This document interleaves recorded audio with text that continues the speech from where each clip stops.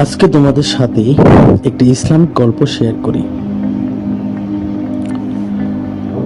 একদিন হযরত মুহাম্মদ সাল্লাল্লাহু আলাইহি ওয়াসাল্লাম রাস্তা দিয়ে হেঁটে যাচ্ছিলেন। হঠাৎ তিনি দেখতে পেলেন একটি ছোট্ট বাচ্চা রাস্তা থেকে একটি পাথর সরিয়ে রেখেছে। হযরত মুহাম্মদ সাল্লাল্লাহু আলাইহি ওয়াসাল্লাম এই ঘটনা দেখে মুগ্ধ হলেন এবং তিনি বাচ্চাটিকে ডেকে বললেন, যেই ব্যক্তি রাস্তা থেকে কষ্টদায়ক কোনো কিছু সরিয়ে পেলে সে জান্নাতে যাবে। এই কথাটি শোনার পর বাচ্চাটি অনেক খুশি হলেন এবং চলে গেলেন।